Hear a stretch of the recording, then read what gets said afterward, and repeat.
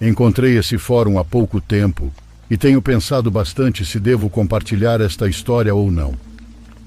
Ela faz parte da minha família há 40 anos e não quero ser o responsável por arruiná-la. De qualquer maneira, farei o meu melhor.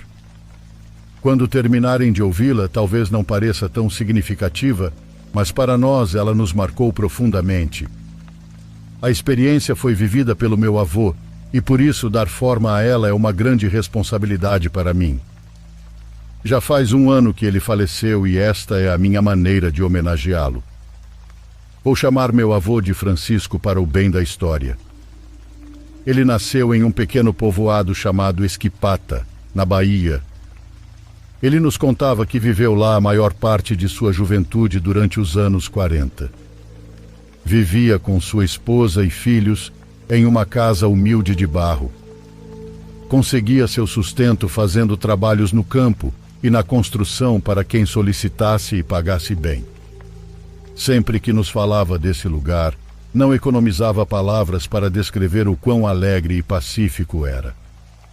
Mas, em outras ocasiões, também mencionava uma grande solidão que sentia. Viver em um povoado isolado como o seu podia de vez em quando trazer sentimentos de nostalgia. Além disso, não ajudava que a maioria de seus amigos tivessem ido para a capital em busca de uma vida melhor. Ele também sonhava em ir, mas algo o detinha.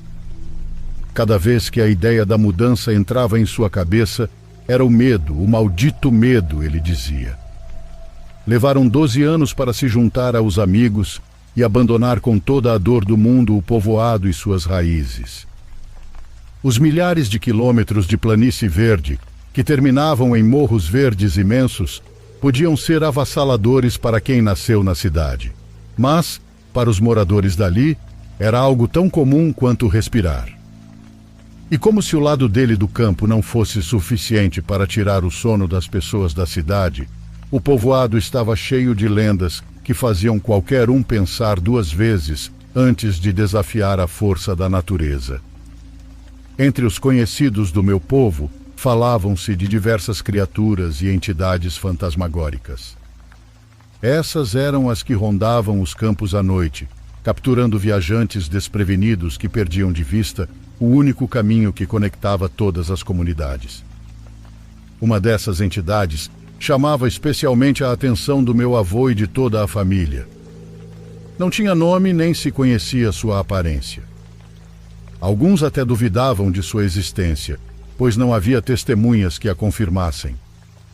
No entanto, todos concordavam que tinha uma conexão especial com os animais. Diziam mudar de pele e apenas ao vê-la, a morte estava garantida. Embora na época ainda não fosse convertido ao cristianismo, ele acreditava que se tratava de uma espécie de demônio.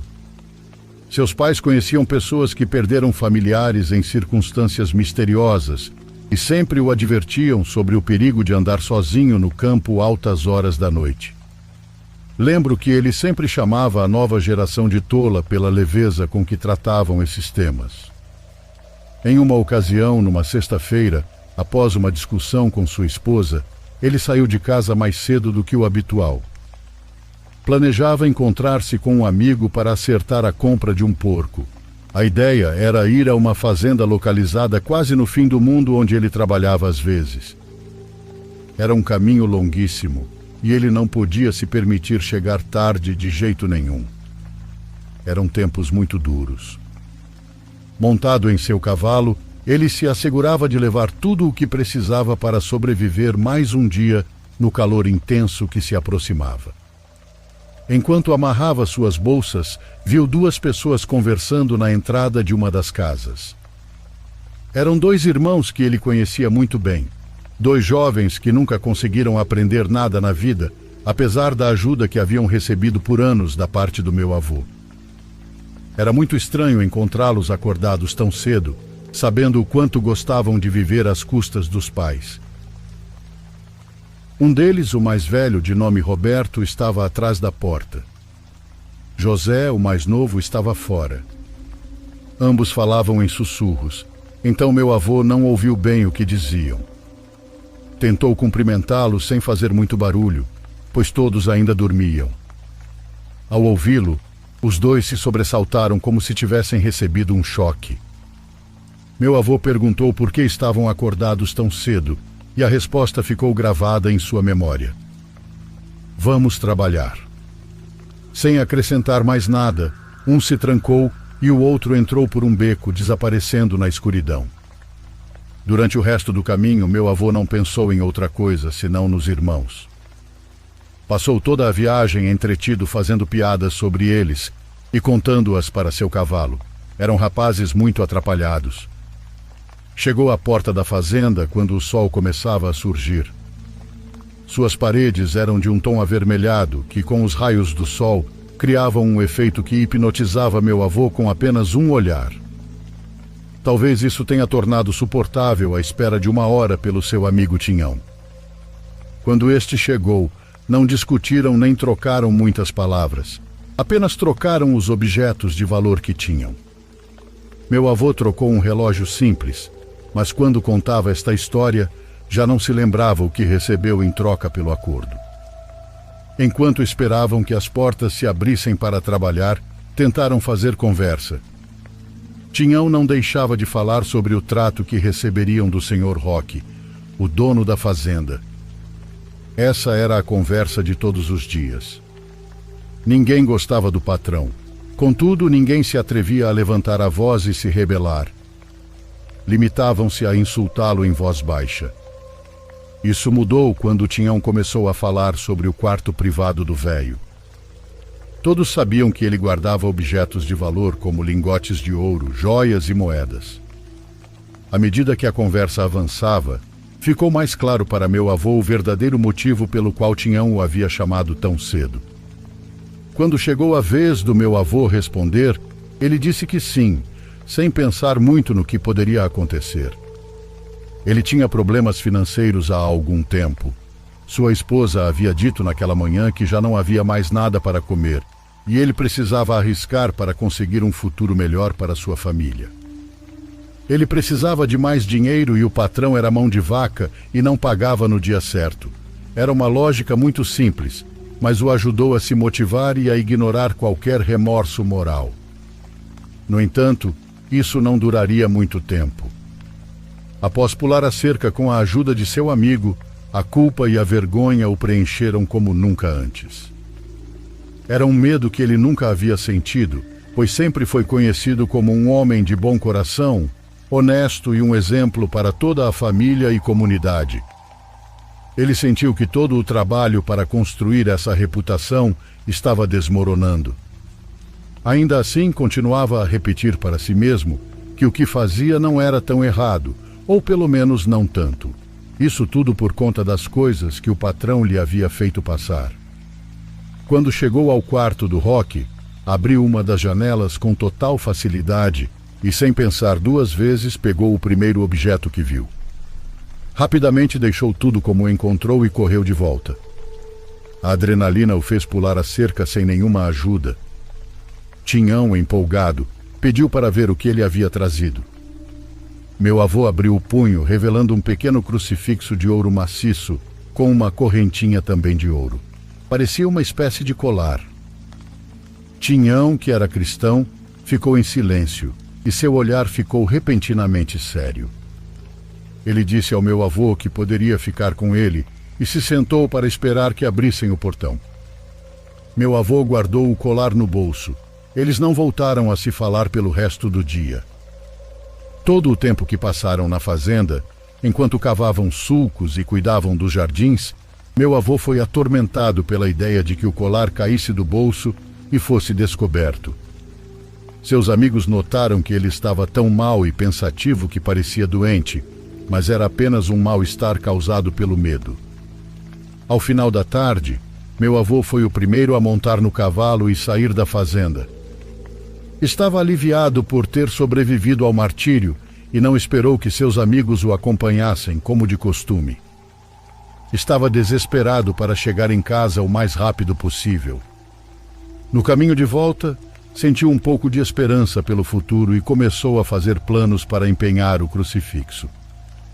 pensou que finalmente poderia ir para a capital e dar uma vida melhor à sua família. O sol já havia se posto completamente quando sentiu um sono profundo. Completamente sozinho no meio da imensidão do campo, iluminado apenas pela lua, lutava para não adormecer. O único som que se ouvia no silêncio era o trote do seu cavalo. Mas aquela paz não duraria muito. Ao longe ouviu um som que começou a aumentar. Ao olhar, reconheceu duas luzes que se aproximavam rapidamente do alto do morro. Tremiam e saltavam juntas. Então reconheceu o som das patas de cavalos e começou a golpear o seu cavalo para que avançasse mais rápido. Ele pensou que fossem ladrões e procurou entre suas coisas o revólver que sempre carregava.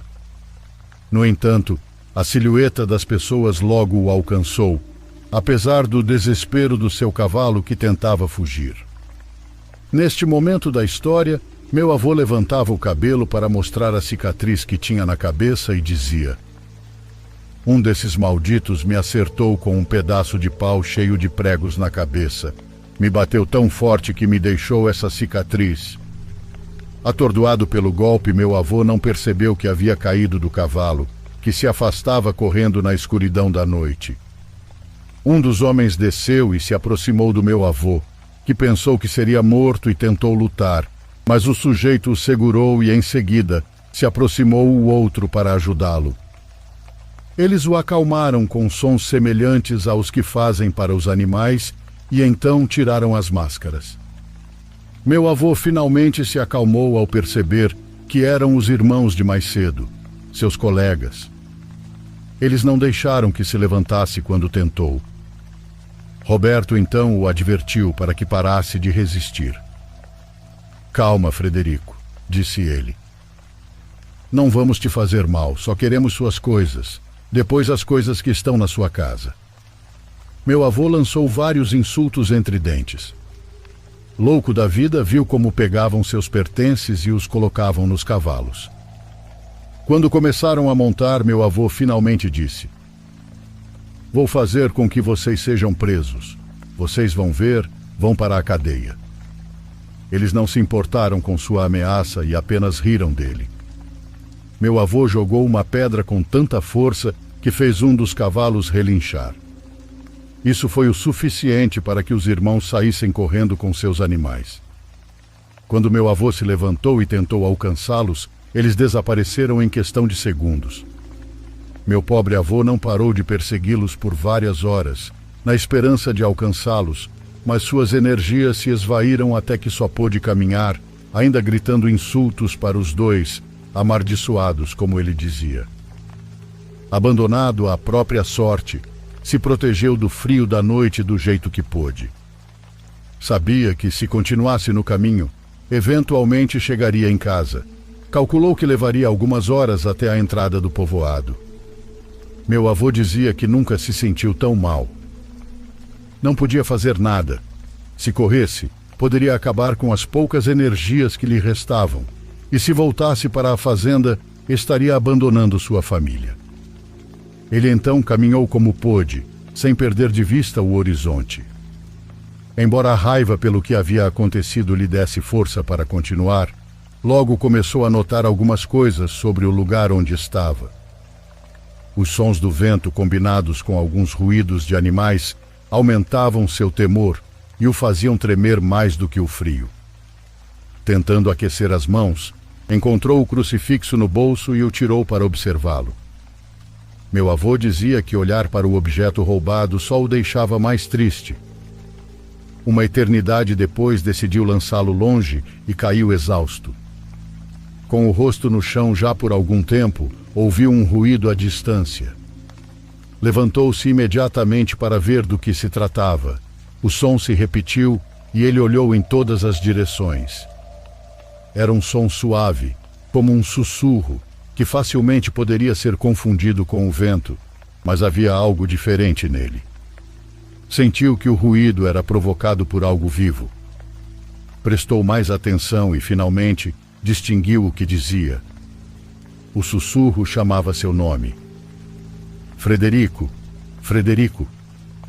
Meu avô se surpreendeu tanto que gritou e se levantou de susto. Perguntou quem estava ali, mas não houve resposta. No meio daquele silêncio, lembrou-se das lendas e das criaturas da noite que sempre teve medo quando criança. "Demônio, deixe-me em paz!" gritou. Em seguida ouviu novamente em seu ouvido: "Frederico." Em seu desespero, lembrou-se do crucifixo que havia jogado fora. Pensou que aquele símbolo significava algo, pelo menos algo bom que protegia as pessoas de seres malignos. Como não era cristão, não sabia o que significava nem como funcionava, mas sabia que poderia lhe dar alguma proteção. Lançou-se ao chão, procurando entre a grama e a terra o colar que havia jogado. Novamente ouviu seu nome, desta vez mais forte: "Frederico, ei Frederico!" Finalmente viu o brilho do ouro entre a terra, iluminado pela luz da lua. Pegou o crucifixo e ouviu um último chamado, mas desta vez reconheceu a voz. Era a voz de sua esposa. Meu avô levantou a cabeça e viu diante de si a figura do que parecia ser um homem. Sem mover um músculo, meu avô observou aquela pessoa, que também parecia observá-lo. Não sabia se era um demônio ou um homem perdido no meio do nada, assim como ele. Então viu a figura girar a cabeça, revelando uma longa cicatriz. Depois voltou à posição original. Meu avô dizia que do nada agora se parecia com um burro. Essa visão o paralisou e meu avô só reagiu quando a figura começou a se aproximar. Quanto mais se aproximava, maior a figura se tornava. Também podia ouvir o barulho das patas. Ele agarrou o crucifixo com força e apontou para a figura, esperando que ela parasse. Além disso, gritou para que não se aproximasse em nome de Jesus, Moisés e todos os nomes que lembrava que tinham algo a ver com a Bíblia. Quando aquela coisa não parou, ele correu sem olhar para trás, abandonando o caminho principal sem perceber. Não avançou muito quando tropeçou em uma pedra e caiu em um buraco. Embora não fosse muito profundo, bateu a cabeça com tanta força que desmaiou. Como em um sonho profundo, meu avô me contou que se via olhando para sua casa, pela janela dos fundos. Via sua esposa e filha jantando e conversando alegremente na mesa de madeira velha que ele havia fabricado. Então, do chão, uma chama surgia lentamente, onde começava a surgir mais e mais chamas, que se espalhavam por toda a casa até chegar à mesa. Meu avô gritava e batia na janela, mas ela não quebrava. Enquanto isso, via os corpos começarem a pegar fogo e soltarem gritos de dor. Horrorizado, viu algo por trás das chamas. Na janela oposta estava o homem com cabeça de burro. Essa visão o despertou de repente, encontrando-se dentro do buraco, entre um monte de pedras e lama. Não era um buraco de mais de 2 metros de diâmetro, mas do interior parecia não ter fim. Naquela escuridão total, apenas se via a corrente brilhante do crucifixo pendurada em seu punho. Após recobrar a consciência, meu velho percebeu que a saída não era tão complicada. Quando se preparava para levantar-se, ouviu uma voz que vinha daquela escuridão profunda, dizendo: "Frederico, Frederico." Meu avô olhou para onde vinha a voz e conseguiu ver 2 olhos brilhantes que refletiam a pouca luz que entrava. Eram os olhos do burro, sem dúvida. Ele pôde ver as orelhas, o focinho que sorria sem movimento algum. O resto era um corpo humano nu e peludo. Meu avô não conseguiu se mover e apenas apertava o crucifixo com todas as suas forças. Então a voz voltou a falar: "Você viu sua família? Por que a abandonaste?" Aterrorizado por essas palavras, meu avô começou a falar: "Minha família, como estão? Como está a Maria e a minha esposa?" Meu avô não conseguiu evitar que as lágrimas escorressem de seus olhos, sem poder contê-las. "Tu as abandonaste, Frederico. Agora estão sofrendo por tua culpa." Meu avô, cheio de fúria, começou a gritar que não, que se calasse e que não era verdade. É tua culpa, continuava repetindo aquela figura. Meu avô agarrou firmemente o crucifixo e o lançou com força em direção àquele ser, gritando: "Vá embora, demônio, me deixe em paz." Então ouviu uma risada que se transformou em gargalhadas. Meu avô voltou para pegar o crucifixo e o levantou para mostrá-lo ao burro, mas em meio às gargalhadas ouviu: "Ele não está contigo. Tu não tens o querido papai dos céus consigo."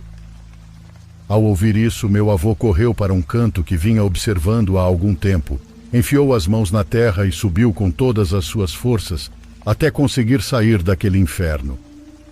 Uma vez fora, correu o mais rápido que pôde para se afastar daquele lugar. Sua mente estava angustiada pelas palavras daquela criatura.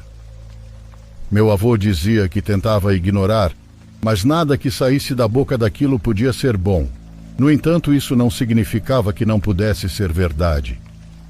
A única coisa de que tinha certeza era que o crucifixo o havia protegido e ele não se separaria dele por nada neste mundo. Ouvindo outros casos em que as vítimas nunca voltavam a ser vistas, não duvido que meu avô tivesse toda a razão. Sem ter ideia de onde se encontrava e de quão longe estava do caminho, meu avô caminhou na esperança de encontrar alguém que o ajudasse. Sabia que havia outros povoados próximos aos quais poderia ir, por isso tinha a esperança de acabar em algum deles. Colocou o colar no pescoço e acariciou a cruz, fazendo milhares de preces. Ao chegar ao topo de um pequeno morro, pôde ver à distância um povoado cheio de luzes e de gente que estava acordada, transitando pelo caminho perdido que atravessava o lugar ao meio. Entre lágrimas, beijou o crucifixo e caminhou até a entrada. Sabia a qual povoado estava indo e que um de seus primos vivia lá. A primeira coisa que lhe passou pela mente foi visitá-lo para que lhe desse abrigo. Encontrou a casa no final de uma rua estreita, onde havia muita bananeira. Seu primo vivia sozinho desde que sua esposa havia ido embora com outro homem. De qualquer forma, ele se adaptou bem à vida solitária e até instalou um amplo estábulo na parte de trás da casa, onde tinha 4 cavalos.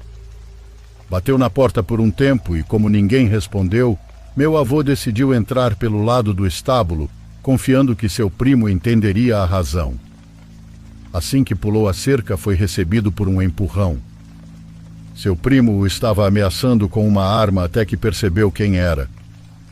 Pediu desculpas e o ajudou a levantar-se, enquanto explicava que nos últimos dias os crimes haviam aumentado e não se podia confiar em qualquer pessoa.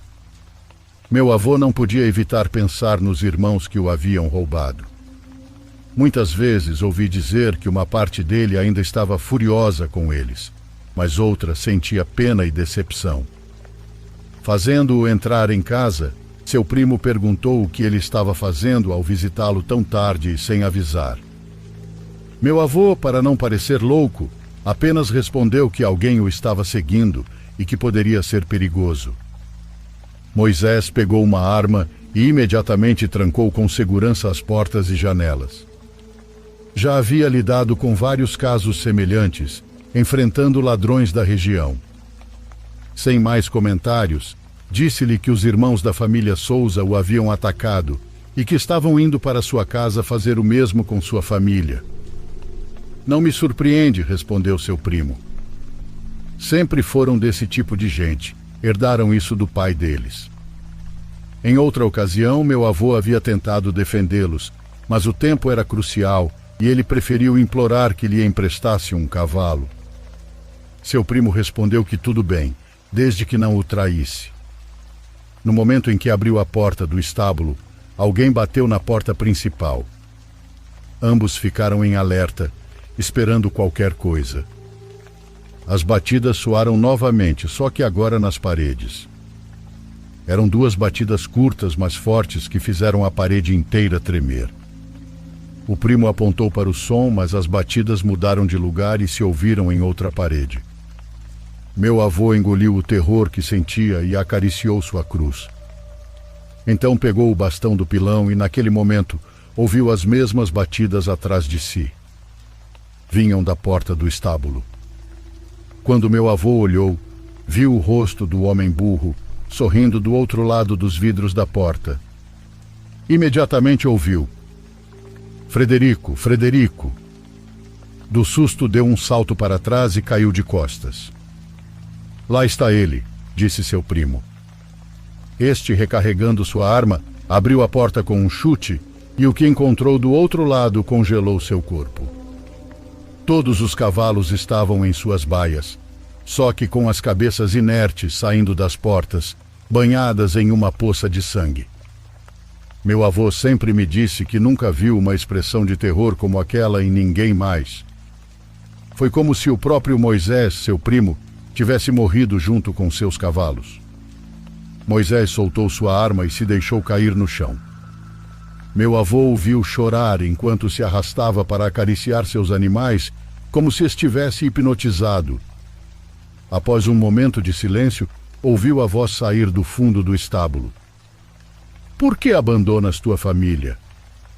Meu avô, com a voz trêmula, gritou para que se calasse, que o deixasse em paz, e então levantou o crucifixo. Quando fez isso, uma gargalhada ecoou à distância. É tua culpa. É isso que queres? Que sofram. Diga-me o que queres, Frederico.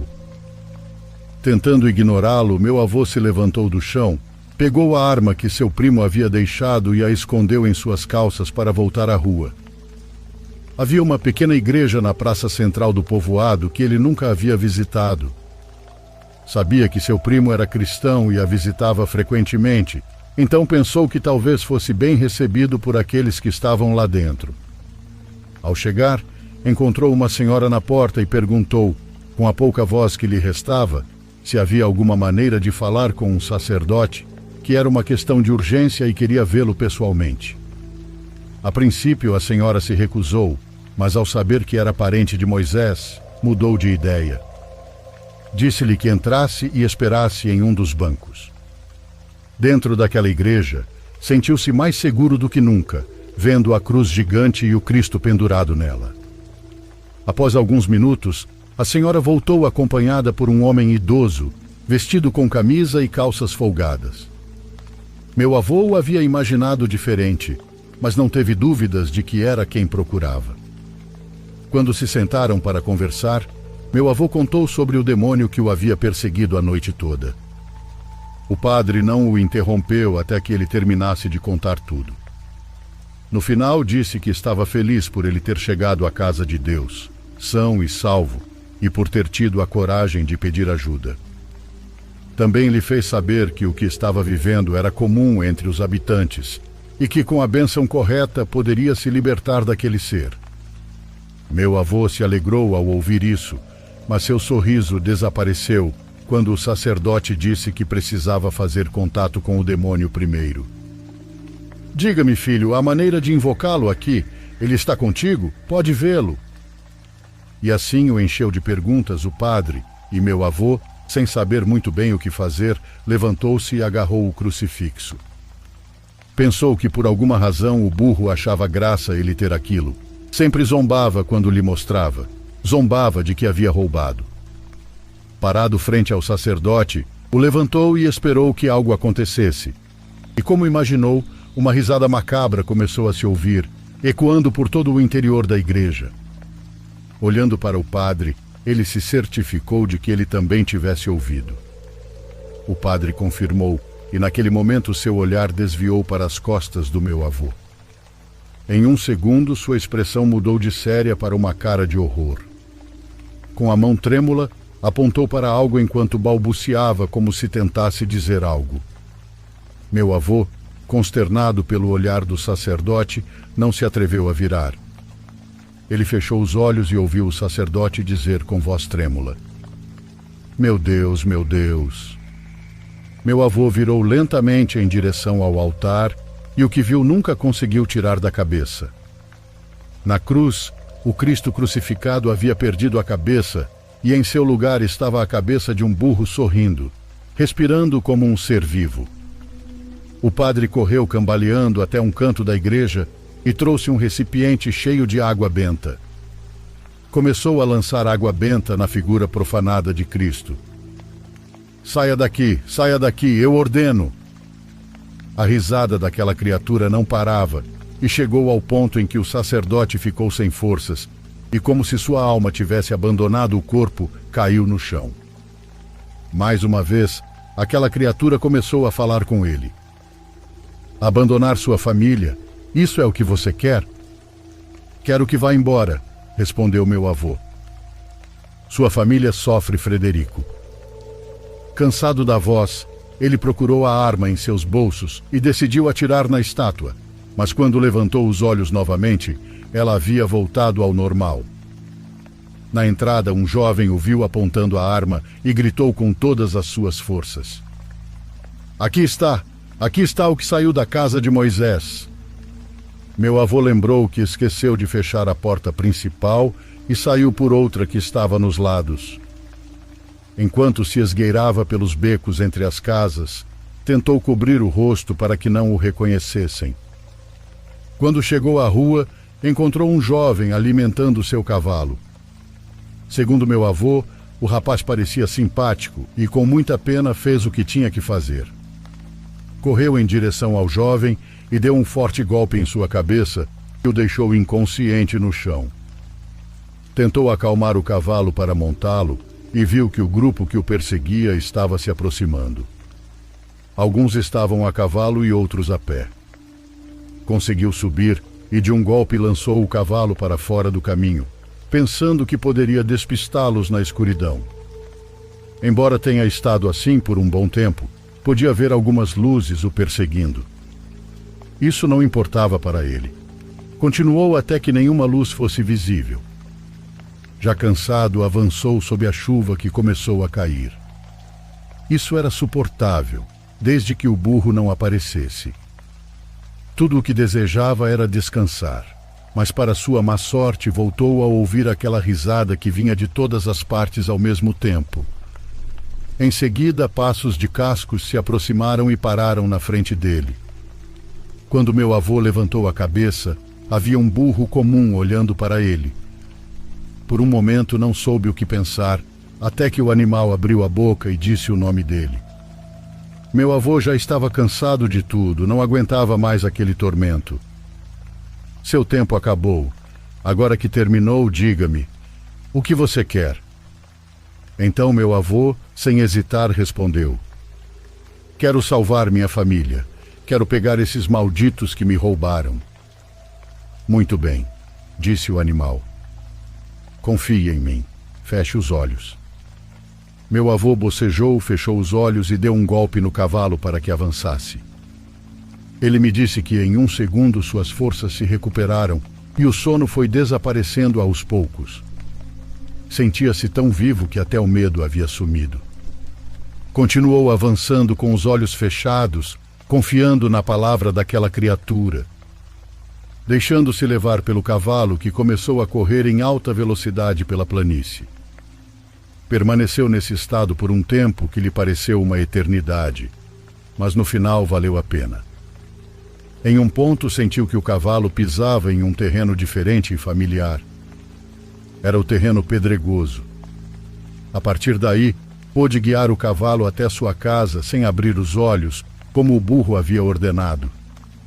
Desmontou e caminhou ao redor de sua propriedade, esperando algum som que denunciasse os irmãos. Aproximou-se da porta dos fundos e encostou o ouvido na porta. Conseguiu ouvir alguns passos se movendo devagar pela casa. Reunindo coragem, abriu a porta e a jogou contra a parede. Apontou para a primeira coisa que viu se mexendo, mas percebeu que era sua esposa preparando o jantar. Ela, que era difícil de surpreender, sobressaltou-se um pouco ao ver a arma apontando para ela. Meu avô abaixou a arma imediatamente e perguntou se ela estava bem, onde estava Maria, sua filha, e também os irmãos. Ela não entendia, apenas tentava acalmá-lo. Meu avô, ainda com os olhos fechados, contava o que havia vivido entre lágrimas. Então ouviu o galope frenético de cavalos se aproximando em alta velocidade. Correu para a porta, recarregou a arma sabendo perfeitamente de quem se tratava.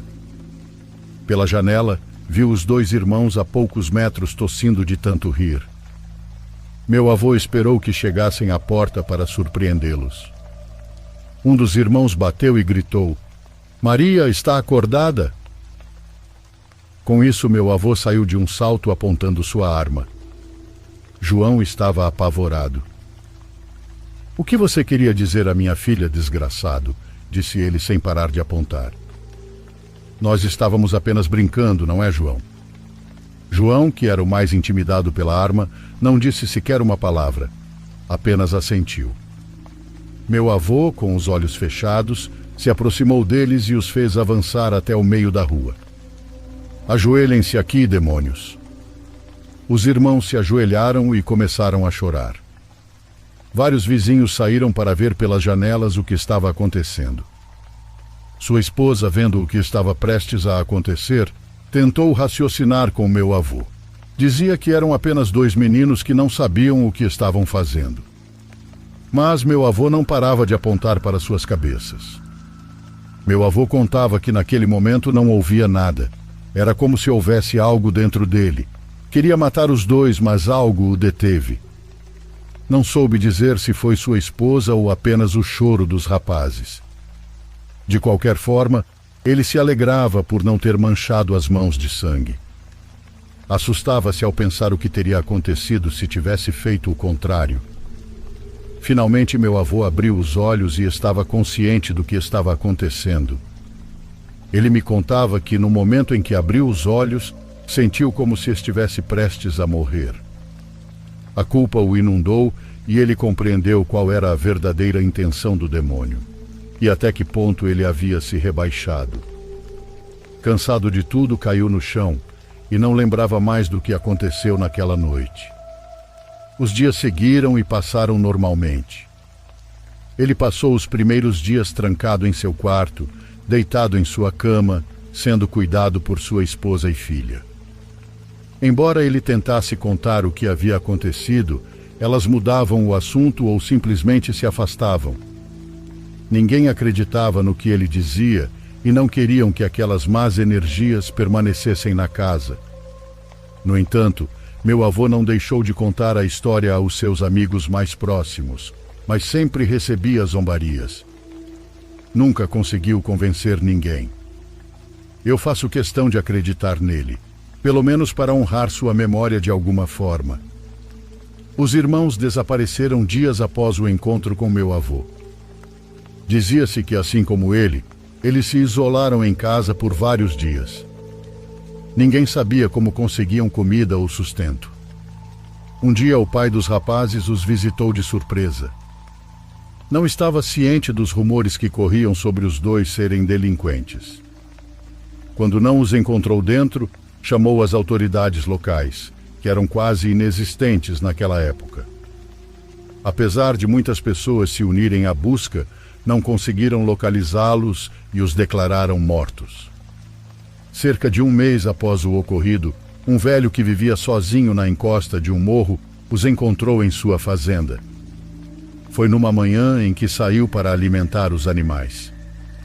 Ali os viu, os dois homens sem roupas, barbudos, realizando atos nojentos com os burros. O senhor teve vontade de acabar com eles no ato. Só não o fez pelo fato de reconhecer um deles como os desaparecidos que estavam sendo procurados na região. Quando a polícia os interrogou pelos crimes de que eram acusados, não conseguiram tirar deles mais do que balbucios e algumas frases. Meu avô, ao saber do ocorrido, não deixou de chorar pela perda, pois no fundo sabia o que havia acontecido com eles. Tentou visitá-los um dia após vários anos, mas soube que já haviam falecido. Após algum tempo, fez a viagem que há tanto tempo sonhava até a capital, só que em circunstâncias muito diferentes. Apesar de tudo, conseguiu um bom trabalho e não teve que passar por dificuldades sérias na vida. Convertido ao cristianismo, como mencionei antes, nunca deixou de contar essa história. Acho que sou o último a quem contou essa história pessoalmente. Por isso quis registrá-la neste relato. Antes de falecer, ele nos pediu a muitos de seus filhos que não tirássemos por nada do mundo o crucifixo que ele usava no pescoço. O burro, embora ele contasse com humor, Sei que deixou uma cicatriz profunda que nunca chegou a cicatrizar completamente.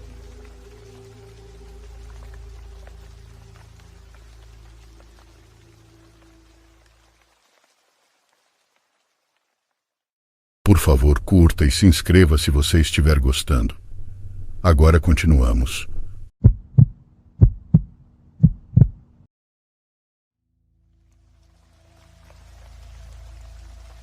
Olá, pessoal, amantes dos mistérios que rodeiam esse mundo. Me chamo Regiane e quero contar uma história que acompanhei muito de perto e que é sim muito sombria. Minha madrinha tem um nome muito comum e ela infelizmente não está mais entre nós. Seu nome era Ana. No tempo dessa história, ela já tinha seus mais de 70 anos. Ela nasceu e foi criada na roça, então era muito forte e ativa nessa idade. Ela estava melhor que muita gente com 50 hoje em dia. Ana tinha uma pequena propriedade que na época eu achava ser uma fazenda, mas hoje, analisando melhor, era mais como um grande sítio. Ela criava ali algumas cabeças de gado leiteiro e de corte, e suas terras estavam no meio de grandes fazendas. Ela era a menorzinha ali no quesito propriedade. Muitos queriam que ela vendesse as terras, mas ela sempre vivera ali, logo não tinha como se imaginar naquela altura da vida, viver na cidade, recomeçar. Com isso, os 9 filhos se dividiam entre os que queriam ela lá e os que queriam que ela vendesse as terras. Porém, ela era forte e ativa, e ainda valia a decisão dela em permanecer ali. Naquele tempo, a renda dela era de uma aposentadoria e da venda dos requeijões que ela preparava, aqueles de barra conhecidos na Bahia e em Minas Gerais. Ela passava os dias trabalhando, nunca a vi parada, quieta, com preguiça. Acordava sempre muito cedo, sempre para preparar o café, acender o fogão de lenha e tudo mais. Preciso colocá-los a par de como era aquela fazenda, para que entendam a carga histórica dela. Por dentro daquelas terras passava uma parte da linha de trem Bahia-Minas, o trem de carga, que levava minério de ferro nos anos 40 e 50. Existem uma infinidade de histórias, mas é sabido que muita gente morreu naquele trecho no tempo da construção da estrada, atacados por onças, envolvidos em brigas e de febre amarela e outras doenças, mas isso só acontecia dentro daquele trecho. Todo mundo amava minha madrinha e o pai dela, pois eram pessoas boas, mas era sabido que os ancestrais deles não eram da mesma forma. Ali era uma fazenda secular que foi passando de mão em mão, e em outros tempos abrigou escravos nela. Sabemos que o povo contava, mas ela mesma nunca tocou no assunto, e eu nunca quis lhe perguntar sobre o mesmo. A geografia do local consistia em um lugar que parecia um oásis, pois a fazenda ficava no meio de um terreno que tinha grande parte de mata preservada. Para explicar melhor, tinham 4 fazendas grandes ao redor dela. 2 eram de criação de gado, 2 eram de pessoas muito ricas, que usavam para lazer, e que pouco se importavam com as terras, e ela no meio, bem no meio. O problema nisso tudo é que as partes de mata das outras fazendas acabavam cercando as terras da madrinha Ana. A casa grande era muito antiga, dava para ver que a arquitetura do lugar datava do século XVIII. Sou arquiteta. Hoje consigo saber perfeitamente a época da construção só pelo estilo. Tinha colunas na frente, uma varanda imensa, de piso frio vermelho. Tinha 9 quartos, mas apenas um banheiro interno e outro externo. Tinha uma sala enorme, com apenas um conjunto de sofás, uma copa, que era o local que eu chamava de túnel do tempo, onde ficavam móveis de jacarandá, mesas, cômodas e cristaleiras, e a cristaleira com porcelanas bordadas, tudo muito delicado. Ela nunca nem abria aquilo. Tinha uma cozinha enorme, e a cozinha de lenha onde ficava o fogão a lenha, onde todos que chegavam se sentavam para um café. A alguns metros à direita tinha o galpão onde se guardavam rações e celas, mas na verdade ali havia sido uma senzala. Sei disso porque num canto escuro ficavam meio que enterrados no chão um par de grilhões. Dava para ver uma coisa que parecia um gancho, mas naquele lugar o chão era de terra, e anos indo lá, nunca vi matarem nenhuma vaca e botarem ali para escorrer o sangue.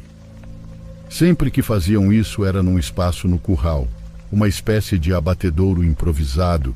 Não tinha a menor chance de colocar nada pendurado ali, porque o teto era bem baixo. Bom, fora tudo isso num lugar lá no meio dessas terras, numa parte de onde era agora pasto, tinha um tronco de madeira muito velho. Estava bem podre, mas os vaqueiros diziam que não dava para arrancar, porque ele estava muito fundo na terra. Deu para entender que se tratava de um pelourinho, um tronco, que era onde imprimiam os piores castigos aos escravos. Bom, com isso pode-se entender que a atmosfera daquele lugar nunca era totalmente boa. Todos os anos ela mandava rezar um terço e distribuía guloseimas para as crianças que vinham de muito longe. E hoje, mais velha, entendo o porquê. Todas as vezes que eu ia até lá, eu dormia cedo. Procurava me cansar brincando ou trabalhando o máximo possível para poder dormir feito uma pedra à noite. Fazia isso porque várias vezes eu ouvia pessoas andando pela casa, quando na verdade estávamos lá apenas eu e minha madrinha no mesmo quarto.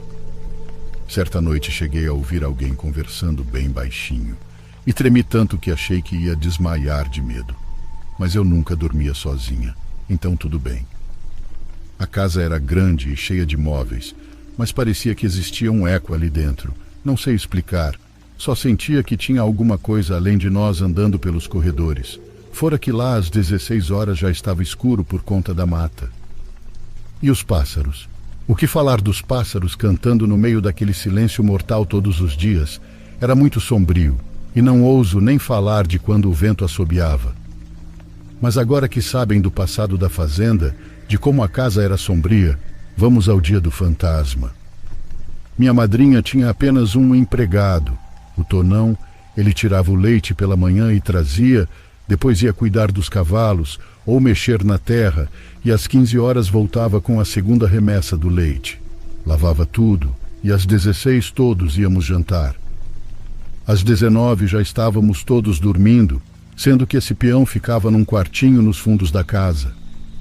A casa mais próxima da madrinha ficava a quilômetros de lá. Subindo no alto do morro, atrás do velho galpão, dava para avistar um pontinho minúsculo que era da casa mais próxima, do seu então compadre Zé. O Zé cuidava das terras ao lado, então ele morava no extremo da fazenda da madrinha. O Zé, guardem isso, tinha 3 filhos. A Sara, a mais velha, com 18, o Marquinhos com 17 e o Marcílio com 11. Um certo dia o tempo estava muito fechado e o céu preto de nuvens carregadas.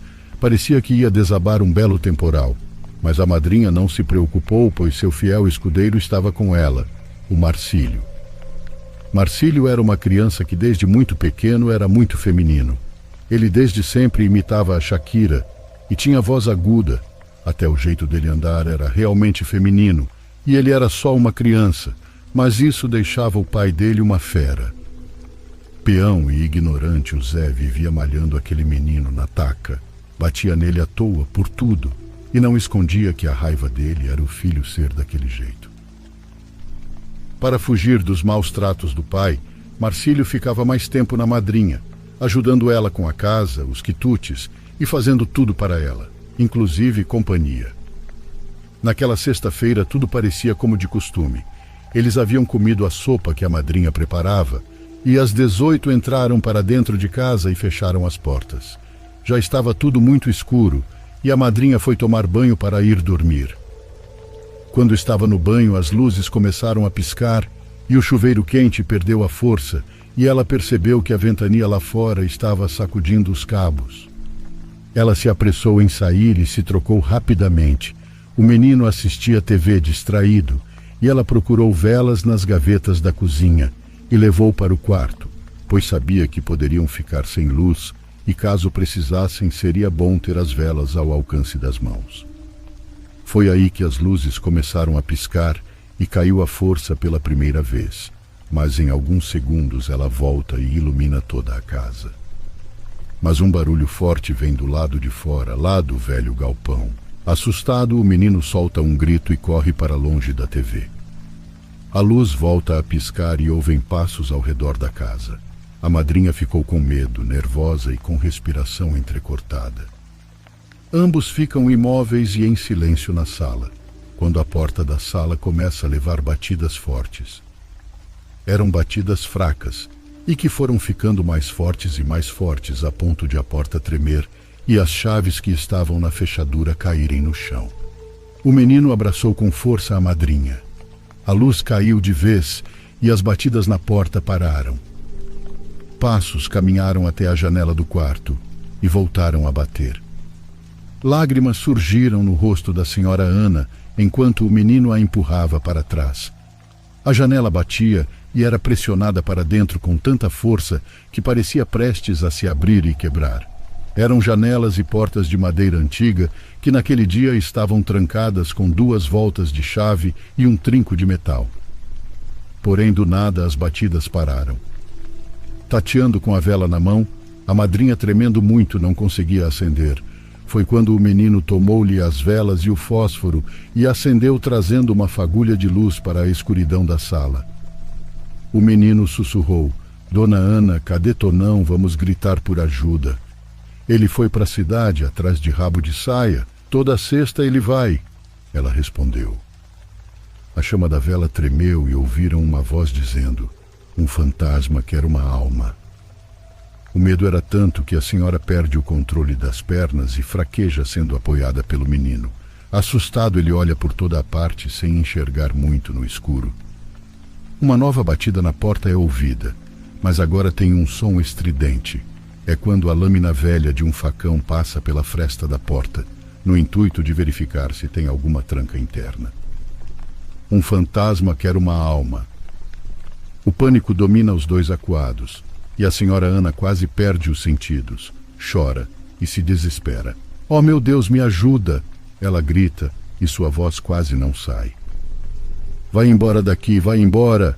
O menino grita, conduzindo a senhora para trás. As batidas voltam e com elas se ouve golpes de facão. O menino então percebe que em pouco tempo, seja lá o que estiver lá fora, iria entrar e rendê-los. O menino se afasta, empurrando a senhora para trás, e fala baixinho: "Dona Ana, segura firme em mim. Vou tirar a senhora daqui." Ela o obedece, e o menino apaga a luz da vela com um sopro, sendo movida e sem enxergar nada, apenas indo atrás do menino grudada nele, enfiando suas unhas nele para se segurar o melhor que pudesse.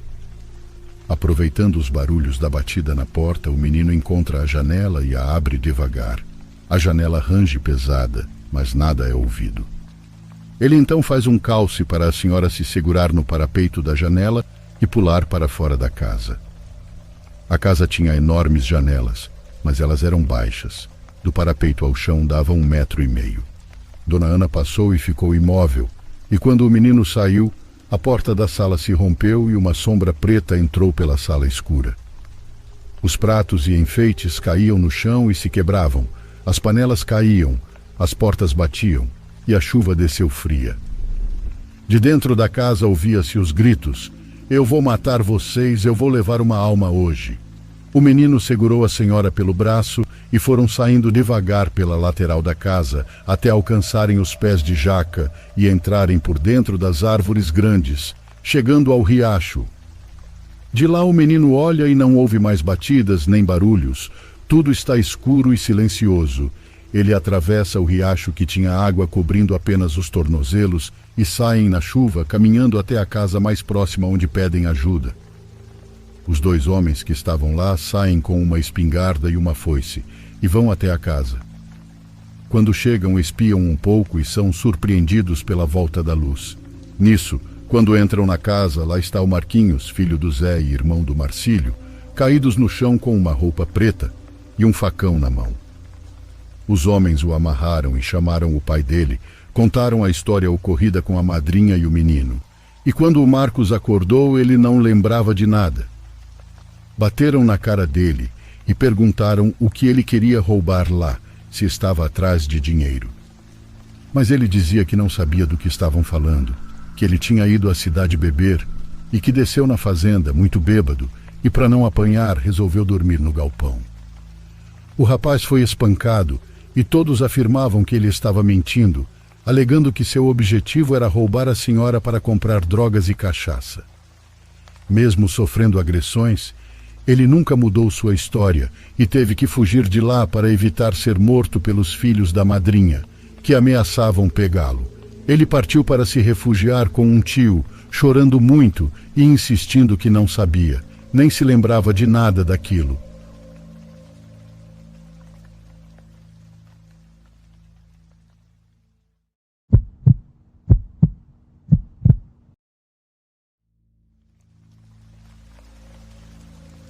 Olá pessoal do canal Diário dos Pesadelos, me chamo Maria Benedita e hoje quero compartilhar com vocês de Quito, no Equador, uma experiência que tive enquanto ainda morava no Brasil. Em 2005 nasceu minha filha Martina, no município de Fortaleza. Seu pai equatoriano e eu morávamos no centro da referida cidade, em frente a um edifício que por si só já se poderia dizer mal assombrado. Era um 5º andar. É importante ressaltar que não tínhamos cortinas, porque suas janelas eram escuras, como se estivessem polarizadas. Então tínhamos uma bela vista da cidade, das ruas e dos parques, mas não conseguiam nos ver. Era muito legal. O edifício era muito antigo, mas tinha sido reformado.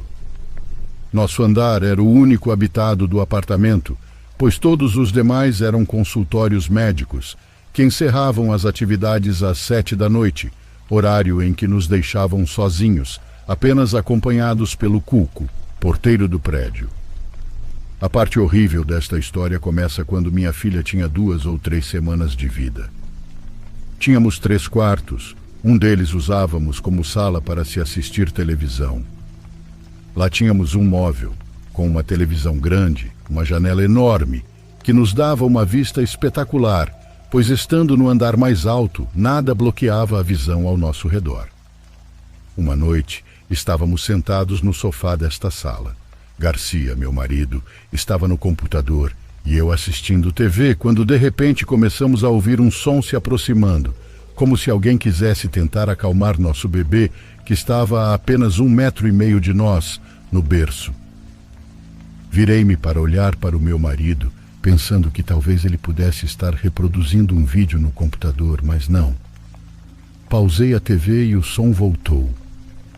Levantei-me para ver minha bebê e ela estava bem, então ficamos surpresos e, sem conseguir encontrar uma explicação para o ocorrido, decidimos dormir. No dia seguinte, posso dizer que até nos esquecemos do que tinha acontecido naquela noite, porque no final decidimos não lhe dar importância, e sim dizer: talvez tenha sido produto da nossa imaginação. À noite o cenário era o mesmo. Garcia no computador, eu assistindo TV e Martina dormindo no berço. Nessa ocasião eram exatamente 7 horas da noite quando começamos a sentir um pouco mais de frio, mas não demos muita atenção. No entanto, esse declínio na temperatura era algo estranho, pois era uma época de calor. Levantei, peguei uma manta pequena, cobri a Martina, depois voltei a se sentar. Nesse momento olhei para a janela e posso dizer que literalmente o que vi foi uma mulher flutuando, usando um chapéu grande, com uma cara horrível que passou rindo. Eu congelei e aquela visão desapareceu rapidamente.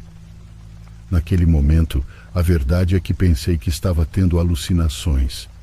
Não falei nada, porque na minha cabeça pensei que se eu comentasse alguma coisa, meu marido ia dizer que eu estava louca. Cerca de 30 segundos de silêncio se passaram. Quando ele me perguntou: "Você acabou de ver o que eu vi?" "O que você viu?" Disse-lhe. Ele me respondeu: "Eu vi algo voando. Era uma mulher e ela estava rindo, mas era uma mulher muito feia." Fiquei com frio e paralisada. O que era aquilo? Tirei minha filha do berço e justamente naquele momento, num terraço que tínhamos acima do nosso apartamento, à nossa disposição, começamos a ouvir barulhos. Algo que era impossível, porque a esta altura já éramos os únicos no edifício. Garcia tinha muito mais medo do que eu, então passei Martina para ele e comecei a subir as escadas que levavam ao referido espaço. Ao mesmo tempo em que ele gritou: "Quem está aí? Por que vocês estão nos incomodando?" Finalmente cheguei ao terraço, e foi onde vi a mesma mulher, ou bruxa, rindo de nós. Ao vê-la, desci como uma louca. Acho que nem respirei. Peguei minha filha, algumas roupas, fraldas e saímos daquele prédio. Corremos para a casa dos pais de Garcia, completamente apavorados. Não entendíamos o que estava acontecendo. Quando chegamos na casa dos pais dele, contamos o que havia acontecido e eles perguntaram como isso era possível, como poderíamos acreditar nessas coisas. Então, sem saber o que fazer, compartilhamos essa experiência com um parente chamado tio Silvato, tio de minha mãe, que acreditava nessas questões. Ele nos disse que isso aconteceu porque não batizamos Martina. Depois de ouvir isso, levamos literalmente uma semana para fazer o batismo de Martina. No dia em que íamos batizá-la, curiosamente toda a casa foi invadida por um cheiro de ovo podre e um sentimento de tristeza fazia doer nosso peito. Uma coisa curiosa que também aconteceu foi uma foto que Garcia tirou de mim e da Martina quando íamos batizá-la. Nela você pode ver meu rosto como se estivesse meio desfigurado, estranho, quase poderia dizer, diabólico. Infelizmente não posso compartilhar essa foto com vocês, pois nos assustou muito quando a vimos, então a apagamos. Finalmente batizamos Martina. Tudo foi maravilhoso. O clima na casa aparentemente se acalmou, até que depois de cerca de 2 semanas do ocorrido, do nada, e quando nunca havíamos sofrido pragas, apareceu no local uma grande quantidade de formigas, o que nos pareceu uma estranha coincidência. A peste chegou a tal ponto que tivemos que chamar especialistas para acabar com o tanto de formiga que tinha naquele apartamento. Gostaria de compartilhar um detalhe muito importante da minha história. Quando Martina nasceu, carinhosamente chamada de Bela, a senhora que trabalha há mais de 25 anos com os avós da Martina, disse para mim: "Senhorita, batize ela, porque na minha cidade, onde acreditamos muito em Matinta Pereira, as bruxas vêm e pegam meninos ou meninas com olhos lindos, como os da sua filha, e os retiram. Os urubus sabem como chegar até sua casa, para fazer uma espécie de rua por onde as bruxas passam. O surpreendente é que desde o momento em que a Martina nasceu até sairmos daquele apartamento, as janelas precisavam permanecer fechadas, pois sempre havia mais de 3 enormes urubus pretos na varanda, observando-nos como se estivessem nos vigiando. Uma vez, antes do nosso encontro com a bruxa ou demônio, deixei uma janela aberta porque não acreditava nas histórias que Bela me contava, e até questionei ela. Bela, como você pode acreditar nessas coisas? Bruxas? Isso não, Bela, isso não existe.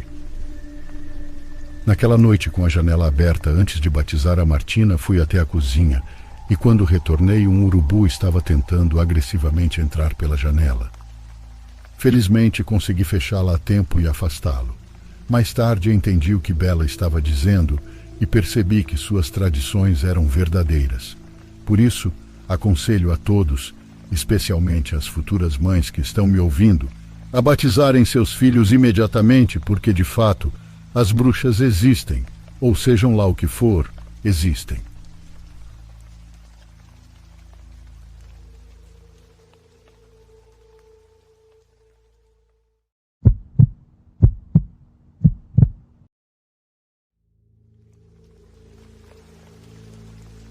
Eduardo cumprimenta você, do estado de Minas Gerais. Gostaria de compartilhar com vocês uma experiência que vivi recentemente, no final de 2023, início de 2024. Quero mencionar que em sonhos meu falecido pai se comunicava comigo, ajudando-me a resolver situações que eu estava vivenciando naquele momento da minha vida. Anos depois, quando meu sogro faleceu, aconteceu a mesma coisa novamente. Sonhei com ele algumas vezes e ele me ajudou, assim como meu pai. Anos depois, minha sogra faleceu inesperadamente. Ela morava conosco e aparentemente gozava de boa saúde, pois nunca reclamou de nenhum desconforto. Certa manhã, minha esposa e eu nos despedimos dela para ir trabalhar, e ela ficou sozinha com a mulher que ajudava em casa há muitos anos. Deixei minha esposa no trabalho e fui para meu escritório, a cerca de 10 minutos de distância dela, e estava deixando minhas coisas na minha mesa, quando minha esposa me ligou e disse que minha sogra tinha ficado doente. Sem perder tempo, fui buscá-la no trabalho e fomos imediatamente para casa ver o que estava acontecendo. Mas quando chegamos, a senhora que nos ajudou estava chorando e junto de minha sogra estavam alguns vizinhos que tentavam animá-la. Mas já era tarde, porque ela já havia sofrido um ataque cardíaco fulminante, como o médico nos contou mais tarde. Conto isso porque alguns dias depois meus filhos, minha esposa e eu sonhamos com ela no mesmo dia.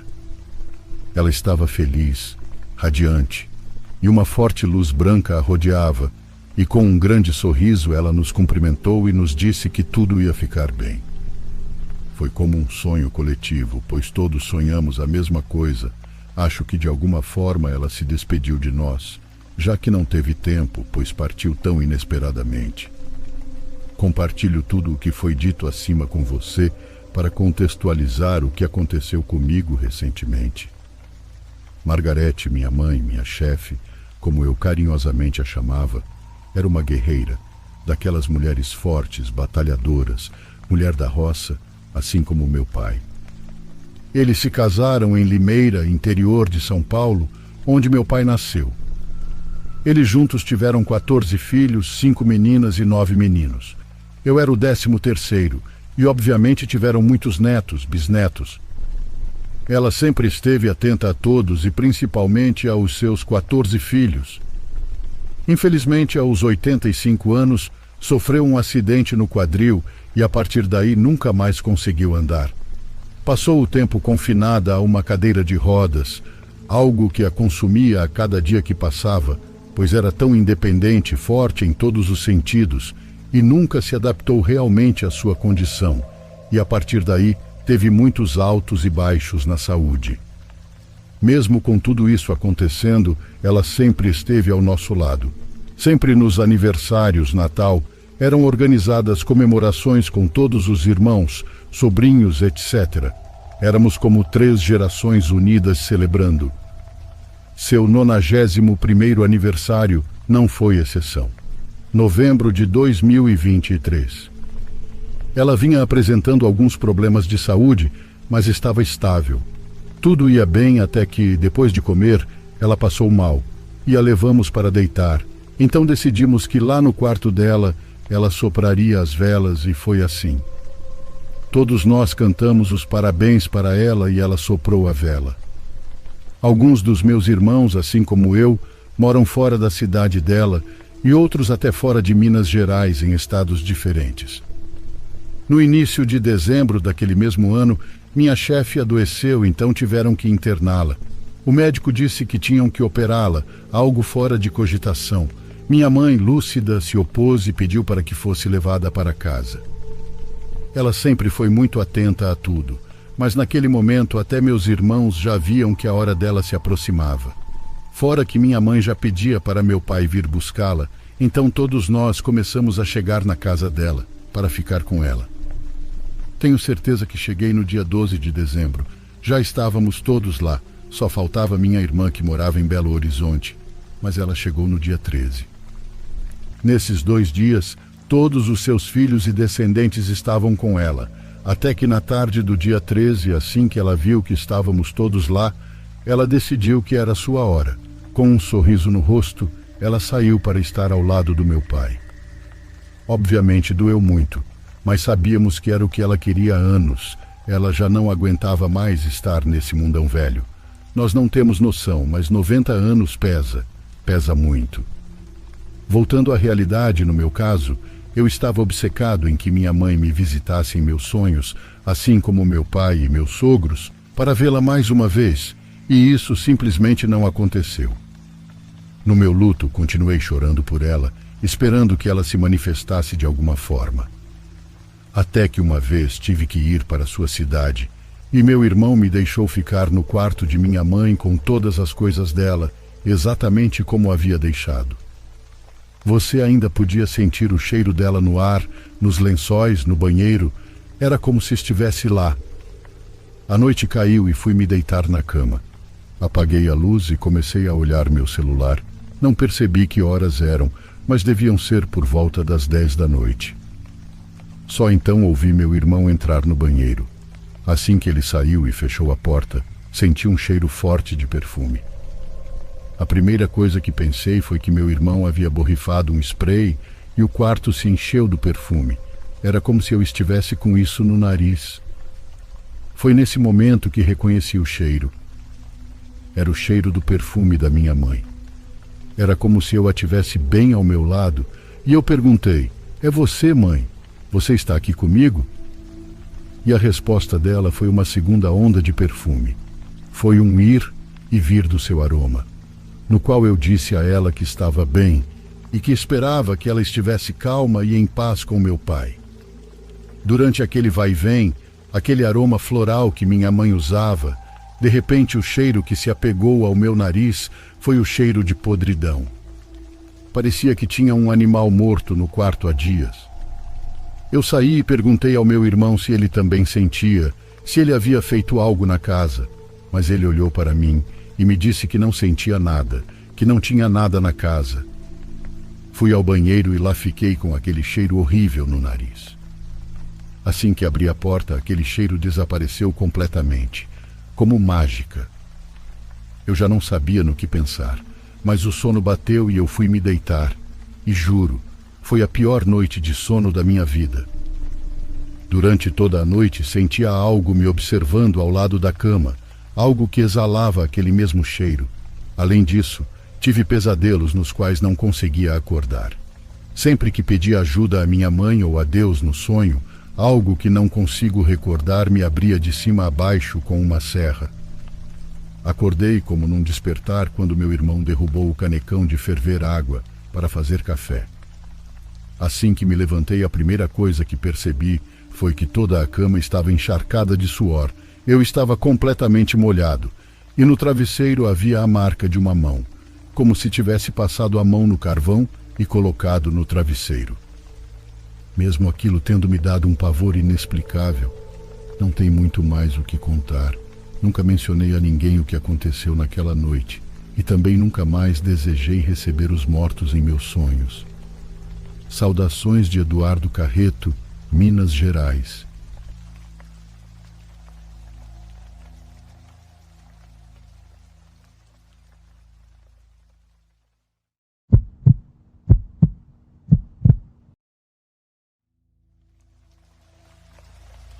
Bom dia, boa tarde ou boa noite a todos. Bom, esse relato que vou lhes contar ocorreu quando eu era apenas uma criança. Acredito que tinha por volta dos 10 anos. O que aconteceu foi o seguinte: desde que eu era pequeno, minha família costumava alugar a mesma casa no litoral praticamente todos os verões. A vizinhança tinha algumas peculiaridades interessantes. Por exemplo, quando começamos a alugar esta casa, me lembro que era tudo literalmente por estrada de terra, e quando chovia era um caos, virava lama, o que tornava quase impossível o acesso. E as peculiaridades começam por aí. Desde que me conheço por gente, essa casa ficava em um lugar muito estranho. Tudo era bem escuro e assustador, ainda mais para uma criança de uns 4 anos de idade. Temos outros pontos para citar, como o fato de que ela ficava em uma rua sem saída, com um terreno baldio no final desta rua. Ao fato também de que a casa vizinha era muito estranha.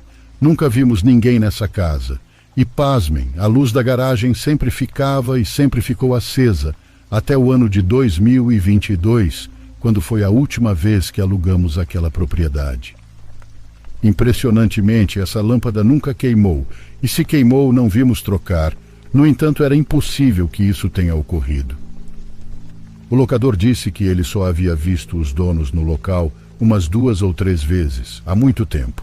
Ou seja, tem coisa errada, pois desde sempre vimos essa luz acesa e a casa 100% vazia, intocada, sem ninguém, praticamente abandonada. Vocês se lembram que no começo eu disse que as ruas eram escuras? Bom, conforme foram passando os anos, muitas coisas foram mudando.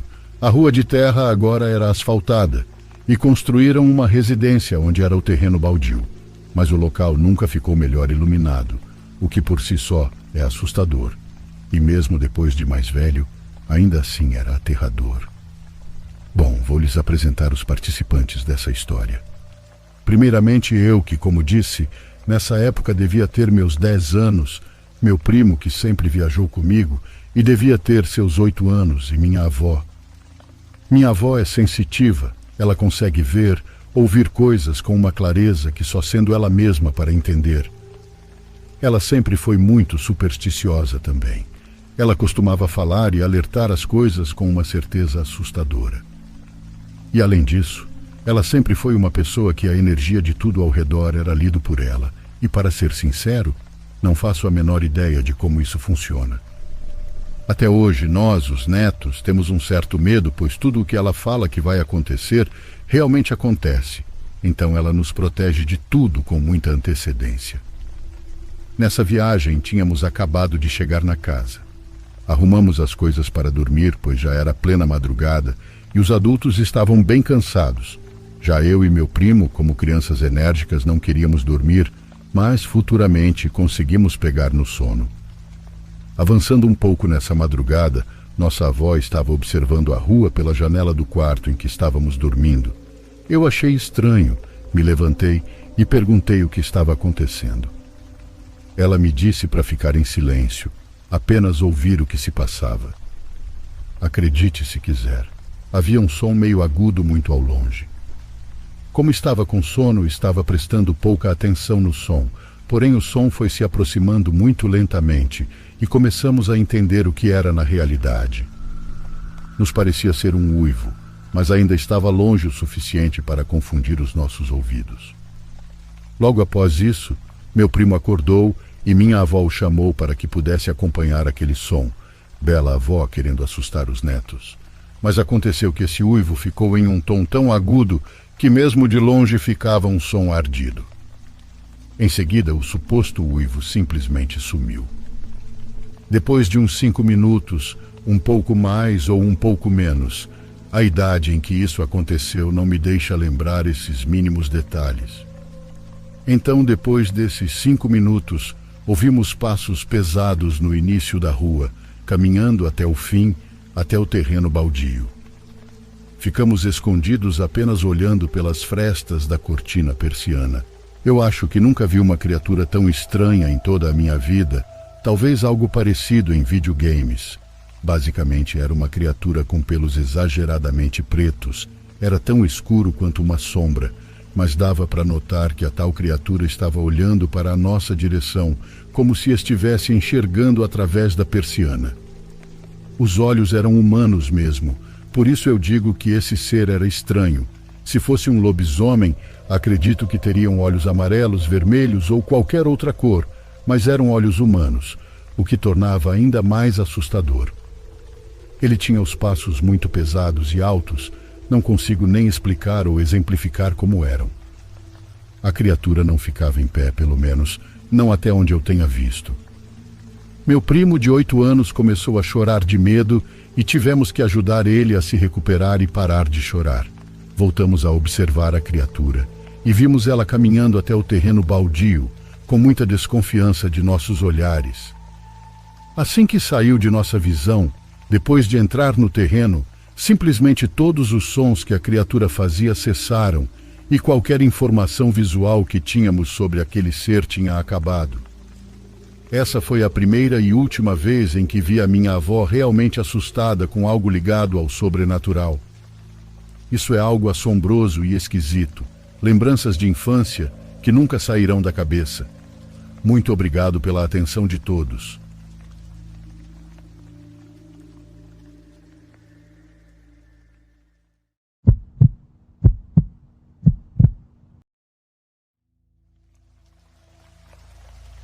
Oi a todos do canal Diário dos Pesadelos. O que estou prestes a compartilhar com vocês é uma experiência que aconteceu com meu pai quando ele tinha 7 anos. A partir de agora vou escrever em primeira pessoa, como se fosse ele mesmo quem estivesse contando para vocês. Bom, vamos lá. Quando eu era criança, morava com meu pai em uma pequena casa no interior do Paraná. Só ele e eu morávamos naquela casinha de madeira. Certa vez, ele me mandou procurar lenha e eu o escutei obedientemente. Eu estava imerso e concentrado nesta atividade, quando de repente senti um olhar atrás de mim. Assustado, me virei porque sabia que, embora não tivesse ouvido os passos de alguém se aproximando, não estava mais sozinho. Quando eu me virei, vi uma mulher de cabelos pretos que passavam dos ombros. Ela usava um vestido bem velho, mas completamente branco. Ao me ver, me chamou pelo nome, o que naquele momento não raciocinei, nem me pareceu estranho. Como vai? Ela me perguntou com total naturalidade. Respondi, estou bem. E então iniciamos uma breve conversa sobre como eu deveria sempre obedecer ao meu pai e me comportar bem. Por fim, aquela mulher me disse para avisar ao meu pai que ele já estava há muito tempo sem ir vê-la e, por favor, que ele a visitasse.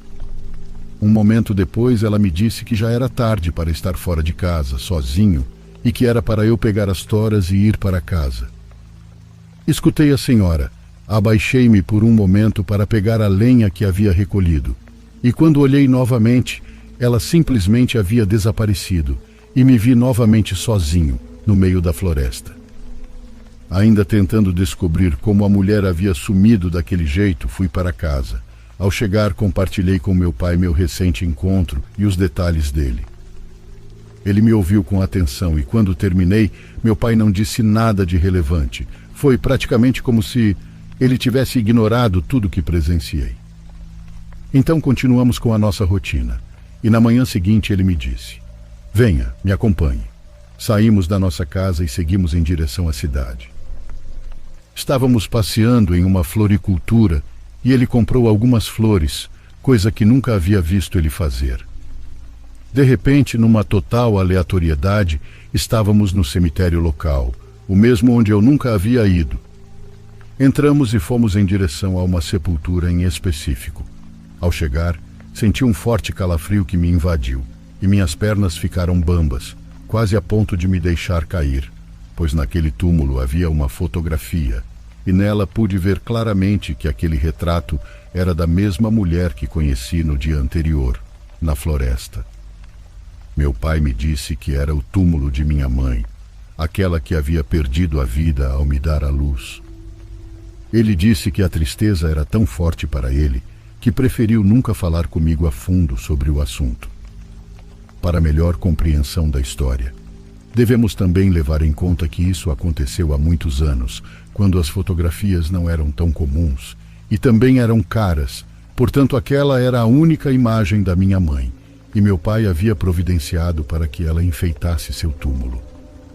Quando eu estava diante daquele túmulo, o rosto do meu pai ficou molhado por causa das lágrimas que saíam de seus olhos. Depois de limpá-los, ele abaixou o buquê de rosas que havia comprado no caminho para o cemitério, deixou-o repousar sobre o túmulo e disse: filho, quem você viu foi sua mãe.